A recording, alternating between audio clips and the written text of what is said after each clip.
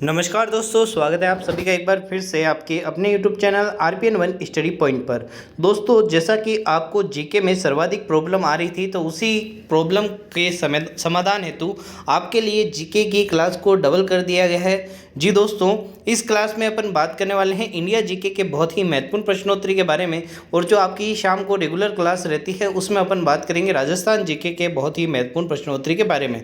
अब जीके की class double हो गई है तो आपका जोश भी डबल हो जाना चाहिए दोस्तों, क्योंकि इस बार पीटीटी में आपको सिलेक्शन लेके ही आपको बीएड में प्रवेश लेना ही है दोस्तों। ठीक है, चलिए तो जल्दी से वीडियो को क्या करना है, लाइक करना है, अपने सभी साथियों के साथ सभी सोशल मीडिया प्लेटफॉर्म पर इसको शेयर कर देना है, जिससे आपको इस वीडियो का फ़ायदा मिल सके, साथ ही साथ आपके सभी साथियों को भी इस वीडियो का फ़ायदा मिल सके। जी दोस्तों, आज का जो टॉपिक रहने वाला है दोस्तों, अपन इंडिया जीके के अंदर कुछ बहुत ही महत्वपूर्ण टॉपिकों के ऊपर बात करने वाले हैं, जैसे कि नदियों के ऊपर परियोजना, बांध।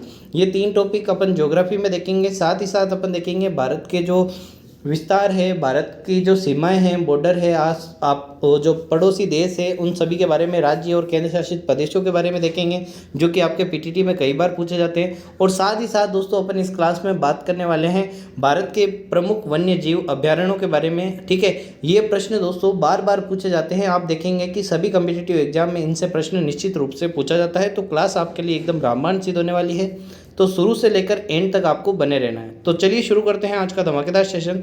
जल्दी से वीडियो को लाइक कर दीजिए, थम्स अप करके बता दीजिए दोस्तों आवाज़ आ रही है या नहीं आ रही है। चलिए, कमेंट करके आपको ज़रूर बताना है दोस्तों, क्योंकि यहाँ पर अगर आप गलत करते हैं तो चलेगा दोस्तों, लेकिन परीक्षा में आपको प्रश्न को गलत नहीं करना है।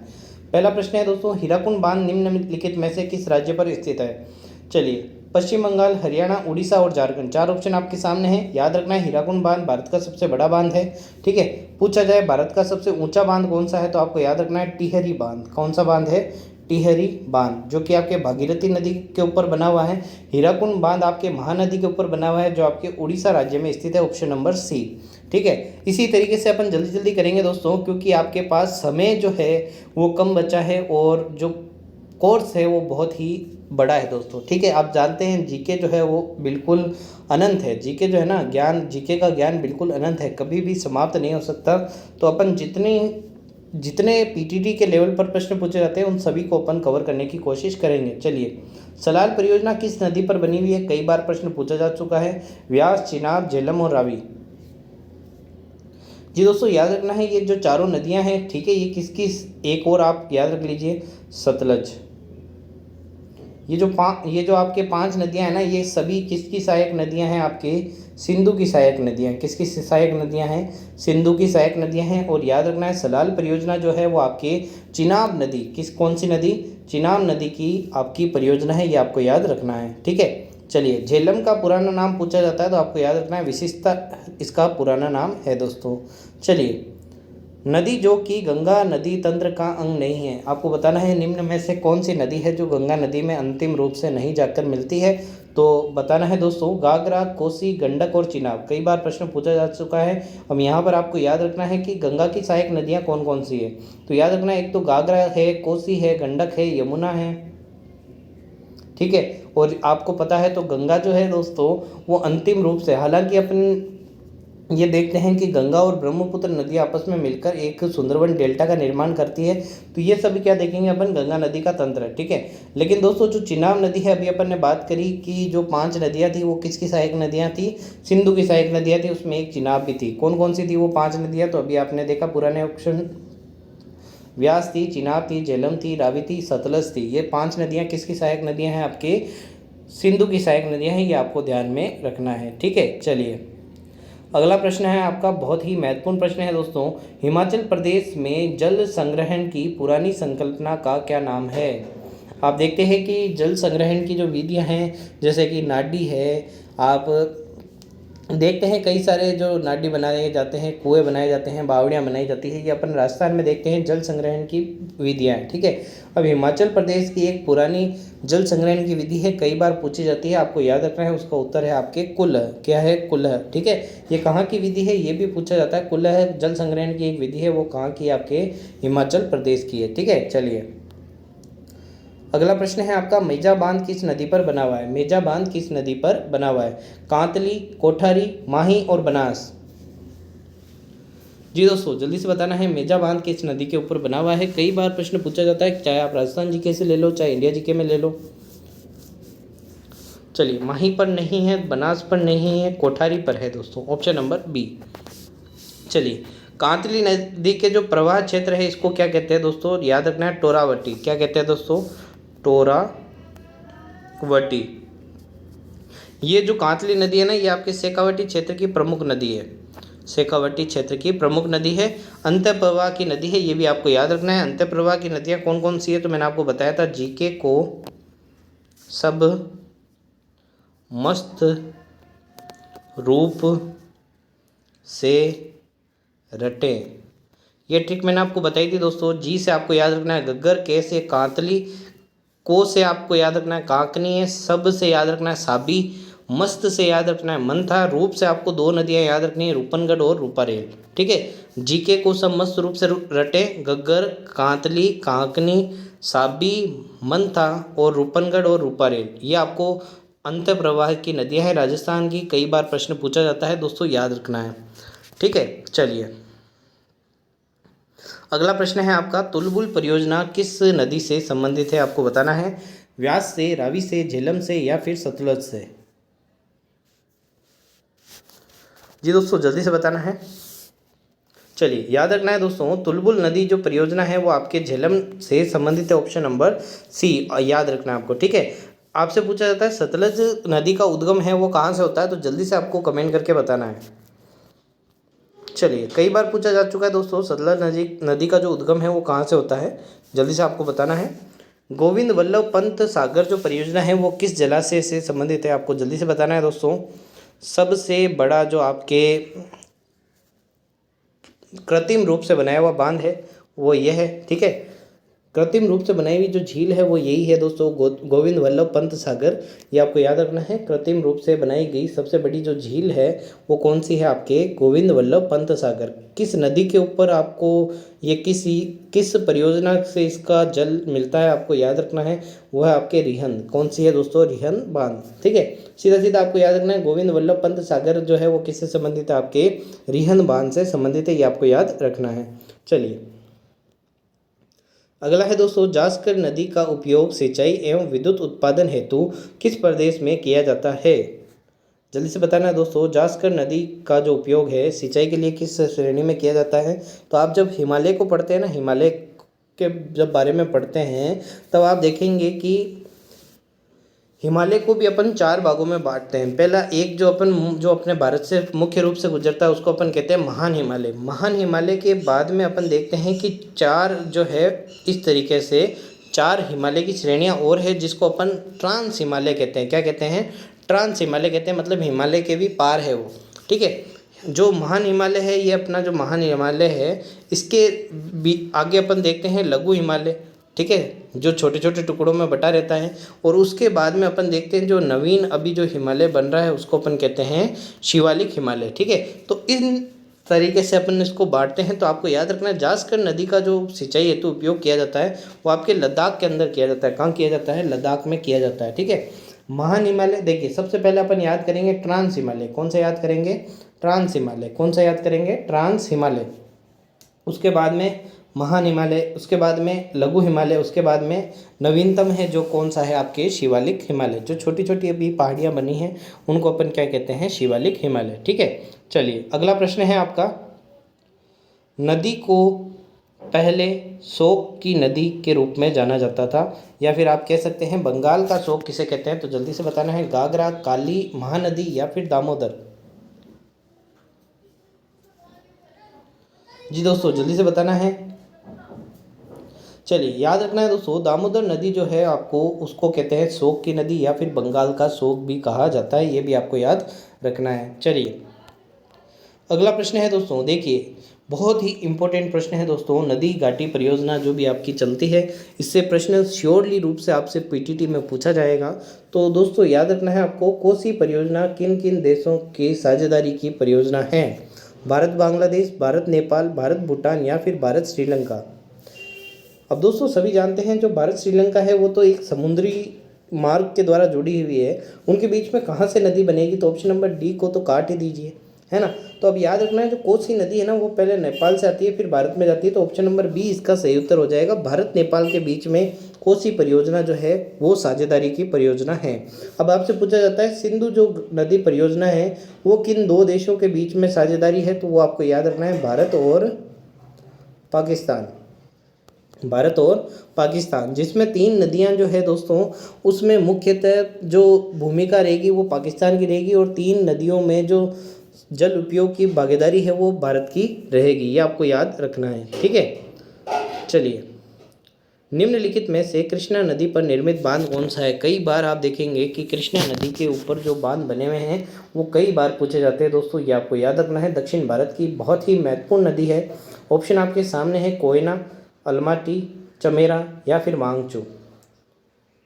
अब जैसा कि मैंने आपको बताया कृष्णा नदी आपके दक्षिण भारत में बहती है ना, तो आपके सामने यदि राज्य लिखे हुए हैं तो भी आप इसको आसानी से बता सकते हो। सिक्किम, हिमाचल, महाराष्ट्र, ये तीनों ही नहीं है ना।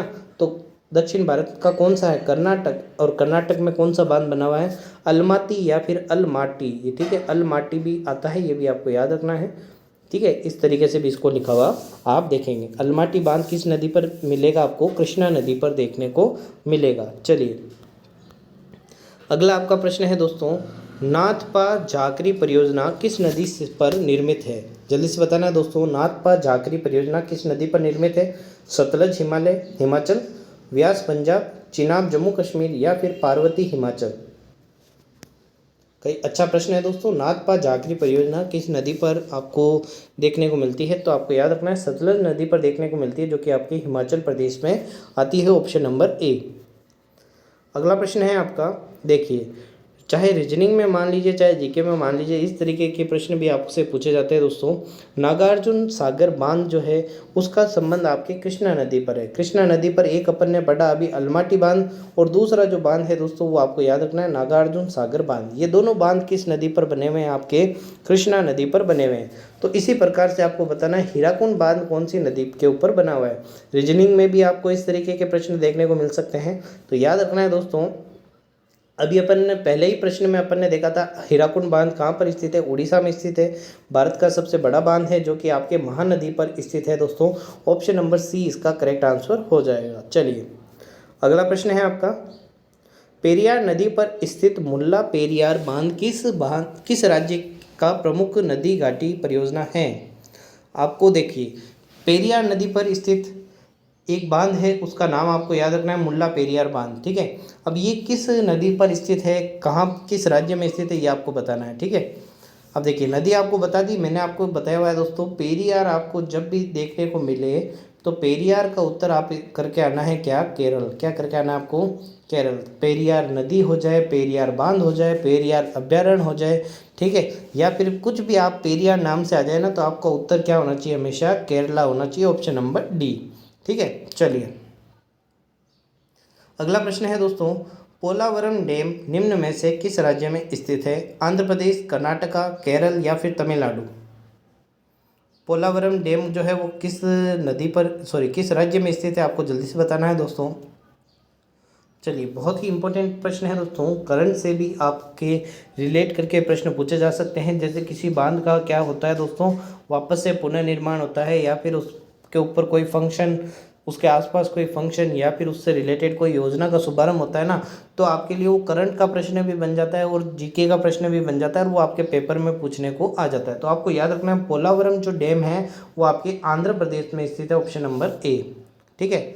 चलिए, अगला प्रश्न है आपका, अशोक के शासनकाल में तृतीय बौद्ध जो परिषद है उसका आयोजन कहाँ हुआ था। तो देखिए, ये जो प्रश्न है हालांकि आपके इतिहास का प्रश्न है, मैंने आपको बताया था आपको इतिहास के भी प्रश्न भी देखने को मिलेंगे। अभी अपन ने नदी घाटी परियोजना के प्रश्न देखे, और उम्मीद है आपको बहुत ही अच्छे प्रश्न लगे होंगे और एग्जाम की दृष्टि से आपके लिए बहुत ही महत्वपूर्ण रहने वाले हैं। चलिए, अशोक के शासनकाल में तृतीय बौद्ध संगति का आयोजन कहाँ हुआ, तो मैंने बताया था जो राजा का पुत्र था, है ना, राजगृह था, वो बहुत ही विशाल था। मैंने आपको बताया था राजगृह, राज का जो गृह मतलब जो राजा का गृह जो था वो बहुत ही विशाल था। वहाँ पर उसका पुत्र क्या करता था, हवन करता था। इस तरीके से मैंने आपको ट्रिक याद करवाई थी। राजगृह मतलब पहला जो बौद्ध संगति हुई थी वो राजगृह में हुई थी। विशाल से आपको याद रखना है वो जो दूसरी बौद्ध संगति थी वो वैशाली में हुई थी। तीसरी बौद्ध संगति आपके पाटलिपुत्र में हुई थी। पुत्र से आपको याद रखना है पाटलिपुत्र, और हवन से याद रखना है आपको कुंडलवन। चतुर्थ बौद्ध संगति कहाँ हुई थी? आपके कुंडलवन में हुई थी। चारों आपको याद हो जाने चाहिए। राजा का घर बहुत ही विशाल था, वहाँ पर उसका पुत्र हवन किया करता था। इस तरीके से आपको एक वाक्य याद करना है जिसमें ये 4 शब्द है, राजगृह, विशाल, पुत्र और हवन। हवन राजगृह से राजगृह हो जाएगा, विशाल से वैशाली हो जाएगा, पुत्र से पाटलिपुत्र हो जाएगा, और हवन से आपको याद रखना है कुंडलवन। तो पाटलिपुत्र में आपके तृतीय बौद्ध संगति हुई थी। इसका शासनकाल कौन था? तो आपको याद रखना है अशोक इसके वो थे, इस समय शासक थे, यह भी आपको याद रखना है। चलिए अगला प्रश्न है दोस्तों, मेगस्थनीज के शासनकाल, मेगस्थनीज है जो किसके शासनकाल में भारत आया था? मेगस्थनीज की एक किताब है जो कई बार पूछी जाती है, तो आपको याद रखना है मेगस्थनीज ने एक किताब लिखी थी, वो थी दोस्तों इंडिका। क्या नाम थी दोस्तों? इंडिका। ये किताब किसके द्वारा लिखी गई थी? तो मेगस्थनीज के द्वारा लिखी गई थी। इस किताब में किसके शासनकाल के बारे में बताया जाता है? कौन से वंश के शासनकाल के बारे में बताया जाता है? तो वह है दोस्तों मौर्यों के शासनकाल के बारे में बताया जाता है। ठीक है, चलिए जी दोस्तों, याद रखना है चंद्रगुप्त मौर्य इसका सही उत्तर रहने वाला है। मेगस्थनीज जो है वो आपके चंद्रगुप्त मौर्य के शासनकाल में भारत आया था। चंद्रगुप्त मौर्य ने सेल्यूकस निकेटर जो था दोस्तों, देखिए एक बात बताता हूँ आपको, उस समय चंद्रगुप्त मौर्य जो था इसने किसको हरा कर, देखिए चंद्रगुप्त मौर्य से रिलेटेड जो भी प्रश्न बनते हैं अपन इस प्रश्न में कवर कर लेते हैं, आपको ध्यान से सुनना है। चंद्रगुप्त मौर्य ने किसे हराकर मौर्य वंश की नींव रखी थी? तो आपको याद रखना है वो था आपके घनानंद। घनानंद कई बार पूछा जाता है मौर्य वंश से पहले कौन से वंश का शासन था? तो नंद वंश का शासन था। कौन से वंश का शासन था? नंद वंश का शासन था। मौर्य वंश की नींव किसने रखी थी? तो चंद्रगुप्त मौर्य ने रखी थी। चंद्रगुप्त मौर्य का जो साथी था जिसने घनानंद को हराने में उसकी सहायता की थी वो कौन था दोस्तों? वो था आपके चाणक्य। कौन था? चाणक्य, या फिर इसी का दूसरा नाम आप पढ़ते हैं कौटिल्य। ठीक है, कई बार इस तरीके से भी पूछ सकते हैं कि चंद्रगुप्त मौर्य के गुरु का क्या नाम था? तो चाणक्य या फिर कौटिल्य। ठीक है, किसको हराया था? घनानंद को हराया था। ठीक है, ये आपको याद रखना है। चाणक्य या कौटिल्य की किताब कौन सी है? तो आपको याद रखना है अर्थशास्त्र। कौन सी है? अर्थशास्त्र। ये इकोनॉमिक्स की किताब नहीं है, ये किसकी किताब है दोस्तों? राजनीति की किताब है। राजनीति की किताब है। ये प्रश्न कई बार पूछा जा सकता है, क्योंकि दोस्तों अभी अपन अर्थशास्त्र किसको कहते हैं? इकोनॉमिक्स को कहते हैं, लेकिन इस किताब का नाम तो क्या है? अर्थशास्त्र, लेकिन इसका संबंध किससे है? राजनीति विज्ञान से। ये आपको याद रखना है। चलिए और क्या प्रश्न बनते हैं चंद्रगुप्त मौर्य से? तो चंद्रगुप्त मौर्य के शासनकाल में सिकंदर जो महान थे, है ना, वो भी आए थे, लेकिन वो जो उसकी सेना थी उसने भारत में आने से मना कर दिया था, एक नदी को पार करने से मना कर दिया था। तो उसका जो एक सेनापति था सेल्यूकस निकेटर, क्या नाम था? ये प्रश्न कई बार पूछा जाता है, आपको याद रखना है सेल्यूकस निकेटर। इसके साथ में युद्ध लड़ा जाता है चंद्रगुप्त मौर्य के विरुद्ध। ठीक है, ये दोनों युद्ध लड़ते हैं जिसमें चंद्रगुप्त मौर्य क्या हो जाता है? जीत जाता है, और सेल्यूकस निकेटर जो है वो हार जाता है। तो सेल्यूकस निकेटर की एक पुत्री थी, उसका नाम था हेलेना। हेलीना। इसका विवाह किसके साथ हो जाता है? आपके चंद्रगुप्त मौर्य के साथ हो जाता है। और दोस्तों साथ ही साथ आपको याद रखना है 4 जो प्रदेश है वो सेल्यूकस निकेटर किसको दे दे, ये सेल्यूकस निकेटर किसको दे देता है? चंद्रगुप्त मौर्य को दे देता है। और उसी 4 राज्यों के साथ साथ में एक दार्शनिक को भी भेजा जाता है, वो थे आपके मेगस्थनीज। कौन थे आपके? मेगस्थनीज। मतलब आप मान सकते हो कि जो चंद्रगुप्त मौर्य है ना, उसके जो मेगस्थनीज है ना, वो दायजे में आया था। किस में आया था? दायजे में। ये जो कहानी है ना, इस कहानी को आपको याद रखना है दोस्तों। ये इतिहास में कई बार इस कहानी से आपको प्रश्न देखने को मिल जाएंगे चंद्रगुप्त मौर्य से रिलेटेड। मेगस्थनीज है वो किसके दायजे में आया था? चंद्रगुप्त मौर्य के दायजे में आया था, ये भी आपको याद रखना है। चलिए अगला प्रश्न है आपके, सम्राट चंद्रगुप्त मौर्य के दरबार में सेल्यूकस निकेटर का राजदूत कौन था? अभी अपन बात कर चुके हैं, सेल्यूकस निकेटर जो था वो हार गया था। ठीक है, किससे? सम्राट चंद्रगुप्त मौर्य से। तो उसने मेगस्थनीज को भेजा था अपने राजदूत के रूप में। ठीक है, ऑप्शन नंबर डी। किताब का नाम जरूर याद रखना है। चलिए अब अपन बात करते हैं पबमन द्वीप। देखिए अभी अपन ने पहले नदियों के बारे में बात की, फिर अभी अपन ने मौर्य जो काल था उसके बारे में बात की, और मैंने आपको मौर्य काल में जो चंद्रगुप्त मौर्य जो था उसके बारे में आपको मैंने बहुत सारी जानकारियाँ बता दी है। यदि आपने उसको ध्यान से सुना है तो आपके बारे में मतलब उससे अगर रिलेटेड कोई भी प्रश्न आता है तो आप उसको गलत नहीं करेंगे। चलिए ठीक है। पबमन द्वीप जो है वो किसके बीच में स्थित है? भारत व श्रीलंका, जापान व कोरिया, भारत व पाकिस्तान, या फिर यूके और फ्रांस। चलिए याद रखना है दोस्तों, पबमन द्वीप या फिर रामेश्वरम से आप जानते हैं कि रामेश्वरम धनुषकोटी से एक द्वीप बनता है पबमन द्वीप, वो किसके बीच में स्थित है? आपके भारत व श्रीलंका के बीच में स्थित है। ठीक है। चलिए आपको याद रखना है यूके और फ्रांस के बीच में कौन सा चैनल स्थित है दोस्तों, तो इसको आप याद रखना है इंग्लिश चैनल। कौन सा है? English channel. पूछेंगे इंग्लिश चैनल किसके बीच में है, तो आपको याद रखना है भारत और यूके मतलब यूनाइटेड किंगडम, ब्रिटेन और फ्रांस के बीच में इंग्लिश चैनल आता है। और भारत और पाकिस्तान के बीच में क्या है दोस्तों, कौन सी लाइन है, तो आपको बस जल्दी से कमेंट करके बतानी है। आप सभी जानते हैं भारत व पाकिस्तान के बीच की जो सीमा है उसे कौन सी लाइन कहते हैं? रेड क्लिफ रेखा। जी दोस्तों, रेड क्लिफ रेखा किस किस के बीच में है? भारत व पाकिस्तान के बीच में है। और मैकमोहन रेखा किन किन दो देशों के बीच में है, तो वो याद रखना है आपको, भारत और चाइना के बीच में है। चलिए अगला प्रश्न है आपका, 9 डिग्री चैनल किस दो देशों के बीच में या फिर किन दो जगहों के बीच में स्थित है? आपके सामने ऑप्शन है, आपको याद रखना है दोस्तों। 9 डिग्री जो चैनल है ना आपके, वो किस किस को अलग करता है, तो आप याद करिए अरब सागर के अंदर द्वीप है आपके जिसको कहते हैं लक्षद्वीप, उसमें एक द्वीप आता है आपके कवारत्ती और एक आता है आपके मिनिकोय। क्या आता है? मिनिकोय। इन दोनों को अलग करने का जो काम है वो किसके द्वारा किया जाता है? 9 डिग्री चैनल के द्वारा किया जाता है। तो आपको याद रखना है कवारत्ती को मिनिकोय से कौन अलग करता है? आपके 9 डिग्री चैनल। ठीक है। ये 9 डिग्री उत्तरी अक्षांश है। क्या है? 9 डिग्री उत्तरी अक्षांश है। अक्षांश और देशांतर के बारे में मैंने आपको पुरानी कक्षाओं में बता दिया है। चलिए अगला है आपका, भारतीय समुद्री तट रेखा की कुल लंबाई कितनी है? देखिए दो तरीके से प्रश्न पूछा जाता है। भारतीय जो तटीय सीमा है ना उसकी लंबाई कितनी है, तो लगभग आपको याद रखना है 6100 किलोमीटर। कितनी है?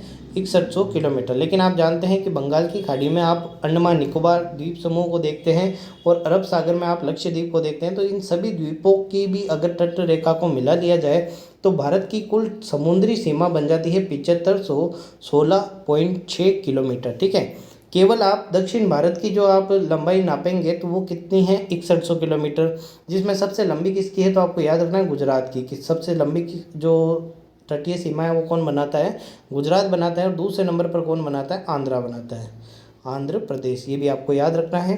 पहले नंबर पर गुजरात है, दूसरे नंबर पर आंध्र प्रदेश है। कितनी सीमा बनाते हैं, तो 6100 किलोमीटर। और कुल कितनी द्वीप सहित है, तो आपको याद रखना है 7516.6 किलोमीटर। चलिए, और भारत की कुल स्थलीय सीमा की बात करें तो 15200 किलोमीटर है, ये आपको याद रखना है। चलिए, निम्न में से किस राज्य की सीमा 4 राष्ट्रों की सीमाओं से जुड़ी है? असम। असम के बारे में अपन देखेंगे तो 4 राज्य कहाँ लगते हैं? नहीं लगते, है ना। ज़्यादा से ज़्यादा अपन देखेंगे कि असम की सीमा कहाँ लगती है, तो देखेंगे कि बांग्लादेश से लगती है ना। उत्तर प्रदेश की जो सीमा है वो भी देखेंगे कि किससे लगती है? नेपाल से लगती है। नागालैंड की जो सीमा है वो अरुणाचल प्रदेश से लगती है। तो इनमें से कोई नहीं है इसका उत्तर रहने वाला है। ठीक है। चलिए,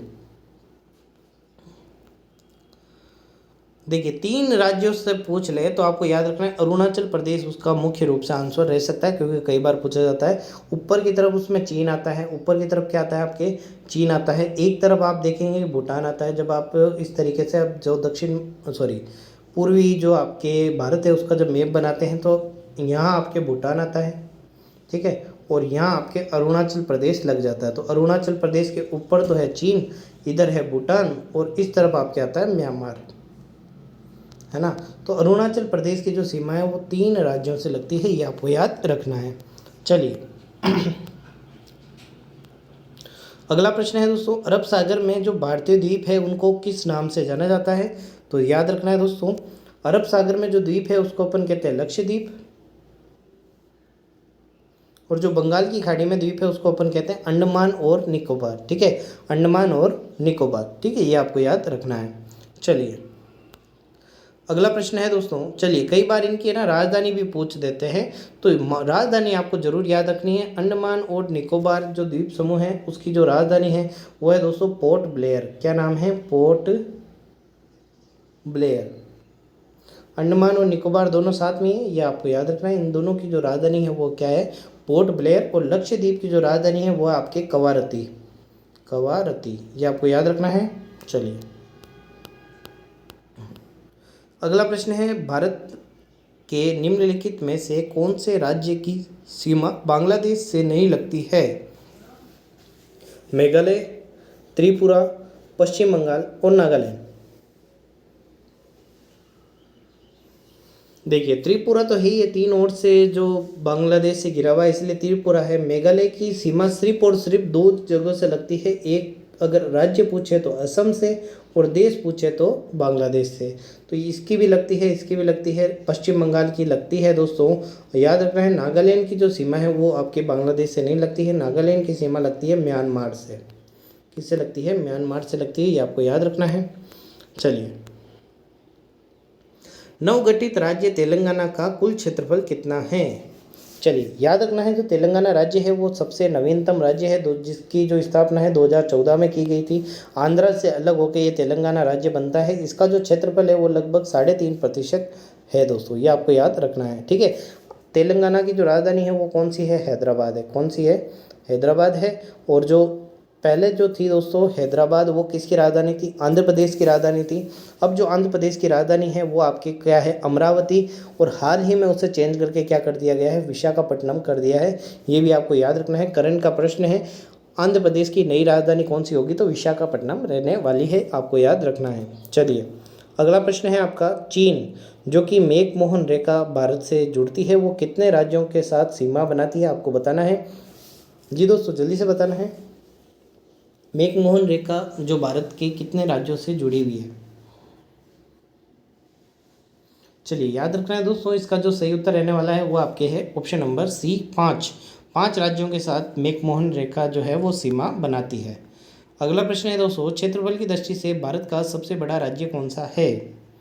चलिए याद रखना है दोस्तों, पहले जो राज्य था सबसे बड़ा वो था आपके मध्य प्रदेश 2000 के आसपास। ठीक है, लेकिन 2000 जो सन था उसके अंदर मध्य प्रदेश के टुकड़े हो जाते, छत्तीसगढ़ और कुछ हिस्सा झारखंड में मिल जाता है। तो आपको याद रखना है मध्य प्रदेश नहीं है, ये है दोस्तों भारत का सबसे बड़ा राज्य कौन सा है? आपके राजस्थान है। जनसंख्या की दृष्टि से सबसे बड़ा राज्य कौन सा है? उत्तर प्रदेश है। जनसंख्या घनत्व की दृष्टि से सबसे बड़ा जो राज्य है वो कौन सा है? बिहार है। कौन सा है? बिहार। जनसंख्या घनत्व सबसे ज़्यादा कहाँ है? बिहार में। जनसंख्या सबसे ज़्यादा कहाँ है? उत्तर प्रदेश में। क्षेत्रफल किसका सबसे ज़्यादा है? तो राजस्थान का, ये भी आपको याद रखना है। चलिए अगला प्रश्न है दोस्तों, प्रशासनिक दृष्टि से देश में कितने राज्य और कितने केंद्र शासित प्रदेश है? तो बहुत ही सरल प्रश्न है, लेकिन कई बार कई बच्चों को ये भी नहीं पता होता है। तो याद रखना है दोस्तों, प्रशासनिक दृष्टि से 29 राज्य नहीं है। अब जो राज्य है वो कितने हो चुके हैं? अपने 28 राज्य हो चुके हैं, क्योंकि जम्मू कश्मीर को 2 केंद्र शासित प्रदेशों में बांट दिया है। केंद्र शासित प्रदेश क्या होते हैं? तो एक ऐसी जगह जहाँ पर किसी राज्य के अधीन नहीं होकर सीधा वहाँ पर जो भारत की संसद है ना वो कानून बनाती है, तो उसे अपन क्या कहते हैं? केंद्र शासित प्रदेश कहते हैं। 28 राज्य और 8 केंद्र शासित प्रदेश है। तो ऑप्शन नंबर डी जो है इसका सही उत्तर हो जाएगा। अब 28 राज्यों के बारे में तो आप सभी जानते हैं, अपन 8 केंद्र शासित प्रदेशों के बारे में बताते हैं कि कौन कौन से 8 केंद्र शासित प्रदेश है। आपको ध्यान से सुनना है और हो सके तो इनको लिख लेना है। सबसे पहले आपको याद रखना है जम्मू कश्मीर। दूसरे नंबर पर आपको याद रखना है लद्दाख। ठीक है, तीसरे नंबर पर अगर मैं बात करूं तो आपको याद रखना है राजधानी जो क्षेत्र है दिल्ली वाला। चौथा आपको याद रखना है चंडीगढ़। चंडीगढ़ जो है दोस्तों आपके हरियाणा और पंजाब की राजधानी भी है और साथ साथ में केंद्र शासित प्रदेश भी है। ठीक है, पांचवा आपको याद रखना है दमन द्वीप। और दमन द्वीप है ना, इसी के अंदर आपको याद रखना है दादर और नागर हवेली। यही क्या हो चुके हैं दोस्तों? शामिल हो चुके हैं एक साथ में, इसलिए अब इनको एक ही में अपन रखेंगे। छठा जो है आपका वो है पुदुचेरी। क्या है? पुदुचेरी। ये 6 तो ये हो गए दोस्तों। सातवां और आठवां आपको याद है कि जो अंडमान निकोबार है वो सातवां है और लक्षद्वीप जो है वो आपके आठवां है। तो ये आपके कितने केंद्र शासित प्रदेश हो गए? आपके 8 केंद्र शासित प्रदेश हो गए। कौन कौन सा? जम्मू कश्मीर, लद्दाख, दिल्ली, चंडीगढ़, दमन द्वीप और दादर और नागर हवेली। ये एक ही है दोस्तों, याद रखना है।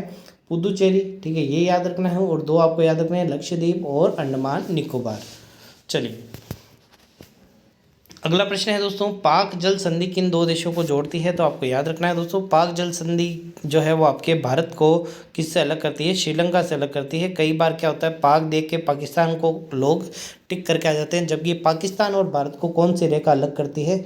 तो अभी अपन बात कर चुके हैं, रेड क्लिफ रेखा भारत को पाकिस्तान से अलग करती है। ठीक है, चलिए अगला प्रश्न है आपका, पेरियार टाइगर रिजर्व किस राज्य में स्थित है? अभी अपन ने बात की थी, पेरियार नाम आपको कहीं भी दिखे उसका उत्तर क्या रहने वाला है? आपके केरला, ऑप्शन नंबर सी।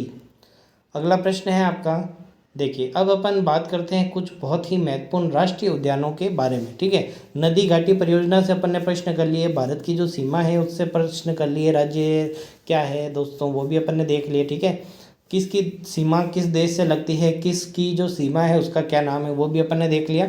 अब अपन राष्ट्रीय उद्यानों के बारे में बहुत ही महत्वपूर्ण चर्चा करने वाले हैं दोस्तों। चलिए, यदि वीडियो पसंद आ रहा है तो वीडियो को लाइक कर दीजिए, बहुत ही अच्छा आपके लिए ये वीडियो रहने वाला है, चाहे आप कोई सी भी क्लास दे दीजिए। चलिए, निम्न में से कौन सा जो राष्ट्रीय उद्यान है जो आपको बताना है मध्य प्रदेश में स्थित है? केवलादेव तो अपने कहाँ पर? राजस्थान में स्थित है। बेतला, मानस, बांधवगढ़। तो पूछा है मध्य प्रदेश का, तो मध्य प्रदेश का जो स्थित है वो है आपके बांधवगढ़। कहाँ है?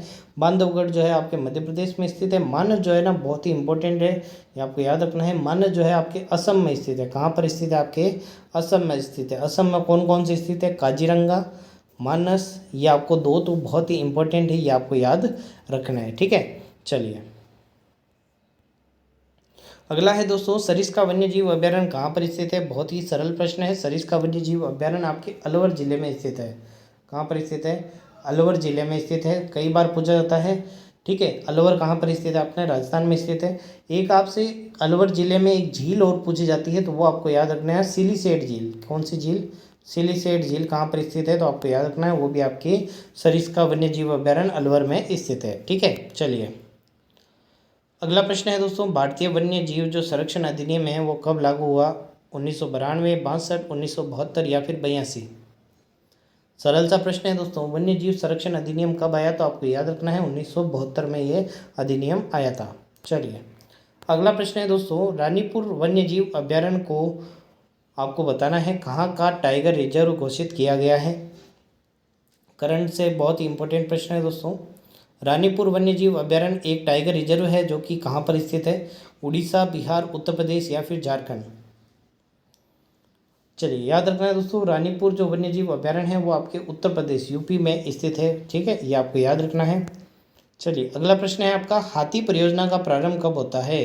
अभी अपन ने वन्यजीव का देखा 1972, है ना, इससे जस्ट 20 साल बाद में 1992 में हाथियों का संरक्षण किया गया था। और ये आपके जो महीना था वो था आपके फरवरी का महीना। कब था? फरवरी का महीना, ये आपको याद रखना है। ठीक है, चलिए एक आपको और याद रखना है, जो भारत का विरासत पशु है वो क्या है? हाथी है।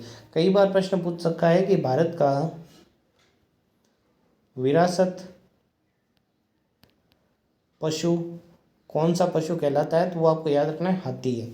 कई बार क्या होता है, भारत का विरासत पशु अपन पहला ही ऑप्शन शेर बाघ देख लेते हैं और उसके ऊपर टिक करके आ जाते हैं, और वो अपने प्रश्न क्या हो जाता है दोस्तों, गलत हो जाता है। जबकि अपन को याद रखना है विरासत पशु कौन सा है? आपके हाथी है।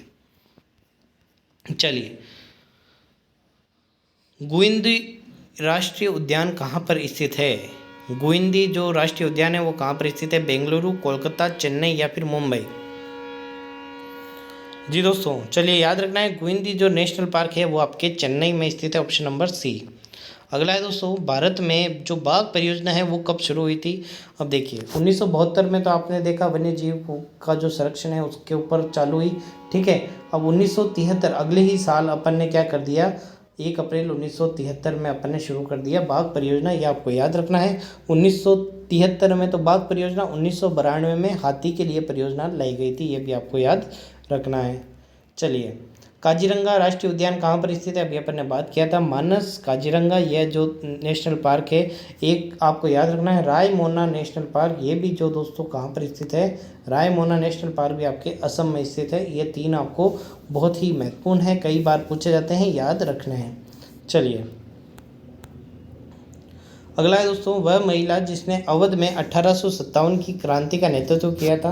1857 की क्रांति से बहुत ही महत्वपूर्ण प्रश्न है और कई बार ये प्रश्न पूछा जाता है, क्योंकि अपन देखते हैं कि जो रानी लक्ष्मीबाई थी, झांसी की रानी लक्ष्मीबाई थी, उनके बारे में तो सब जानते हैं, लेकिन अवध के अंदर एक महिला और थी जिन्होंने 1857 की क्रांति का नेतृत्व किया था। उनका नाम था दोस्तों बेगम हजरत महल। ये प्रश्न आपको ध्यान रखना है, ठीक है। चलिए अगला प्रश्न है आपका, भारत में अभी तक कितने रामसर स्थल घोषित कर दिए गए हैं। हाल ही में दोस्तों रामसर स्थलों की बहुत ही भरमार लग गई है, बहुत ही अच्छी मात्रा में रामसर स्थलों को घोषित किया है। कुछ समय पहले अपन देखते थे कि सिर्फ 40-50 थे, अब जो है इसका उत्तर वो क्या है दोस्तों, 75 रामसर स्थल हो चुके हैं। रामसर स्थल होते क्या हैं, तो ऐसे स्थल जो आपके क्या होते हैं दोस्तों, गीले होते हैं, आर्द्र स्थल होते हैं ना, इनको क्या कहते हैं, आपको रामसर स्थल कहते हैं। रामसर एक स्थान है जो कि आपके ईरान में स्थित है। ईरान के अंदर एक समझौता होता है जो कि रामसर स्थल के लिए होता है, ठीक है, जो आर्द्र भूमि के संरक्षण के लिए होता है। राजस्थान में कितने आर्द्र भूमि संरक्षण है, सिर्फ 2 है, जिसमें एक है आपके केवलादेव राष्ट्रीय उद्यान और दूसरा है आपकी जो सांबर की झील है। ये 2 जो है आपके रामसर स्थल राजस्थान में स्थित है। तो वर्तमान में कुल कितने हैं, तो 75 है, ये आपको याद रखना है पूरे भारत में। राजस्थान में कितने, 2। केबुल लामजाओ राष्ट्रीय उद्यान कहाँ पर स्थित है, कि झील के ऊपर स्थित है। तो केबुल लामजाओ राष्ट्रीय उद्यान है ना, बहुत ही इंपॉर्टेंट है दोस्तों। केबुल लामजाओ नेशनल पार्क आपके याद रखना है लोकटक झील के ऊपर स्थित है। और लोकटक झील आपके कहाँ पर स्थित है, तो आपको याद रखना है मणिपुर में स्थित है। कहाँ पर स्थित है, आपके मणिपुर में स्थित है। ये दोस्तों इस तरीके से भी प्रश्न पूछा जाता है कि भारत का एकमात्र तैरता हुआ नेशनल पार्क कौन सा है, तो वह है आपके केबुल लामजाओ नेशनल पार्क। अगला प्रश्न है आपका, निम्नलिखित में से भारत का जैव विविधता का हॉटस्पॉट किसे माना जाता है। बहुत ही इंपॉर्टेंट प्रश्न है। जैव विविधता का हॉटस्पॉट मतलब सर्वाधिक जैव विविधता है वो कहाँ मिलती है, आपको पश्चिमी घाट पर मिलती है, ऑप्शन नंबर बी। चलिए अगला प्रश्न है आपका, बक्सा टाइगर रिजर्व निम्नलिखित में से किस राज्य में स्थित है। असम, उड़ीसा, पश्चिम बंगाल, झारखंड। जी दोस्तों याद रखना है बक्सा टाइगर रिजर्व आपके पश्चिम बंगाल में स्थित है, ऑप्शन नंबर सी। अगला प्रश्न है आपका, नामदफा राष्ट्रीय उद्यान कहाँ पर स्थित है। नागालैंड, सिक्किम, अरुणाचल प्रदेश या फिर त्रिपुरा। जी दोस्तों याद रखना है नामदफा नेशनल पार्क आपके अरुणाचल प्रदेश में स्थित है। अरुणाचल प्रदेश को याद रखना है। अरुणाचल प्रदेश की जो राजधानी है वो है आपकी ईटानगर। क्या है दोस्तों, ईटानगर, ठीक है, ये आपको याद रखना है। सिक्किम की जो राजधानी है वो क्या है, गंगटोक। क्या है, गंगटोक। नागालैंड की जो राजधानी है वो है आपके कोहिमा। और जो त्रिपुरा की राजधानी है उसका नाम है आपके अगरतला। तो ये भी आपको याद होने चाहिए। चलिए अगला प्रश्न है आपका, यदि आप घड़ियाल को उनके प्राकृतिक आवास में देखना चाहते हैं तो आप किस जगह पर जाएंगे, ठीक है, भीतरकनिका मैंग्रोव वन, चंबल नदी, पुलिकट झील या फिर दीपोर बील। सभी जानते हैं घड़ियालों की जो प्रजनन स्थल है जो वो अपने कौन सा है, चंबल नदी का जो अभ्यारण्य है वो आपको याद रखना है। चंबल नदी में जो सर्वाधिक घड़ियाल आपके पाए जाते हैं, ऑप्शन नंबर बी। चलिए अगला प्रश्न है दोस्तों, निम्नलिखित में से जो आपके कौन सा जैव मंडलीय जो है सुरक्षित क्षेत्र राज्य सही तरीके से सम्मिलित नहीं है। पहला ऑप्शन है नोकरेक जो आपके मेघालय में स्थित है, बिल्कुल सही है। मानस अपन बात कर चुके हैं, असम बिल्कुल सही है, ठीक है। शीत मरुभूमि हिमाचल प्रदेश, ये भी बिल्कुल सही है। अगस्त मलई आपके कहाँ पर स्थित है, कर्नाटका में स्थित नहीं है, ये आपको गलत है, ये आपका उत्तर हो जाएगा, ये आपको याद रखना है, ठीक है। चलिए अब जल्दी से कमेंट करके बताना है दोस्तों, अगस्त मलई, अन्ना मलई, ये जो 2 आपके नेशनल पार्क है वो कहाँ पर स्थित है। चलिए मलाई किसकी खाते हैं, नारियल की। नारियल कहाँ पर सब सर्वाधिक अपन देखते हैं, नारियल की जो है अपन देखते हैं सर्वाधिक चटनी कहाँ बनती है, तमिलनाडु। तो बस ऐसे याद रखना है आपको। चलिए अगला प्रश्न है आपका, यूनेस्को वर्ल्ड हेरिटेज साइट की सूची में शामिल नहीं है। 4 ऑप्शन आपको दे रखे हैं, यूनेस्को की वर्ल्ड हेरिटेज साइट में कौन शामिल नहीं है। काजीरंगा राष्ट्रीय उद्यान शामिल है। सरिस्का वन्यजीव अभ्यारण्य ये शामिल नहीं है। जबकि आपको याद रखना है मानस और केवलादेव शामिल है, तो याद रखना है सरिस्का इसमें शामिल नहीं है। चलिए अगला प्रश्न है आपका, भारत का प्रथम राष्ट्रीय उद्यान जिम कॉर्बेट राष्ट्रीय उद्यान किस राज्य में स्थित है। ये जो प्रश्न है ना, ये आपके करंट का भी प्रश्न बनता है, ठीक है, और इतिहास का भी प्रश्न बनता है। भारत का पहला राष्ट्रीय उद्यान कौन सा था? जिम कॉर्बेट राष्ट्रीय उद्यान कहाँ पर स्थित है? आपके उत्तराखंड में स्थित है। अब इसका हाल ही में क्या नाम बदल दिया गया है दोस्तों, और नया नाम कर दिया है इसका रामगंगा नेशनल पार्क। तो ये भी पूछ सकते हैं रामगंगा नेशनल पार्क कहाँ पर स्थित है? उत्तराखंड में स्थित है। ये भारत का पहला आपके राष्ट्रीय उद्यान है, ये भी आपको याद रखना है। और उत्तराखंड में कौन सा है? तो फूलों की घाटी भी आपको याद रखना है। फूलों की घाटी कहाँ पर स्थित है? उत्तराखंड में स्थित है। चलिए अगला है आपका, निम्नलिखित में से कौन सा राष्ट्रीय उद्यान मध्य प्रदेश में स्थित नहीं है? कान्हा मध्य प्रदेश में है, पेंच मध्य प्रदेश में है, बांधवगढ़ मध्य प्रदेश में अभी अपन बात कर चुके हैं, ताडोबा महाराष्ट्र में है, तो ये गुजरात में है, तो आपको याद रखना है मध्य प्रदेश में स्थित नहीं है, ऑप्शन नंबर डी। तो चलिए दोस्तों आज के लिए बस इतना ही। उम्मीद करते हैं आपको आज की क्लास पसंद आई होगी। आज आपने बात किया नदी घाटी परियोजना के बारे में, भारत के वन्यजीव अभ्यारण्यों के बारे में, 1857 की क्रांति के कुछ प्रश्न देखे, साथ साथ में मौर्यकालीन जो आपने प्रश्न देखे उनको भी आपने कवर किया, ठीक है, और साथ ही साथ अपने भारत की जो सीमा है, पड़ोसी जो देश है, उनके बारे में भी आपने कुछ बहुत ही महत्वपूर्ण प्रश्नों को कवर किया है। तो उम्मीद करते हैं आपको आज की क्लास पसंद आई है। क्लास पसंद आई है तो वीडियो को लाइक करना है, सभी साथियों के साथ जो भी पीटीटी की तैयारी कर रहा है उसके साथ इस वीडियो को शेयर करना है। और साथ ही साथ दोस्तों यदि आपने अभी तक इस चैनल को सब्सक्राइब नहीं किया है तो चैनल को सब्सक्राइब करके बेल आइकन ज़रूर दबाना है। तो दोस्तों इसी तरीके से आपको रेगुलर बने रहना है, तैयारी करते रहना है। धन्यवाद।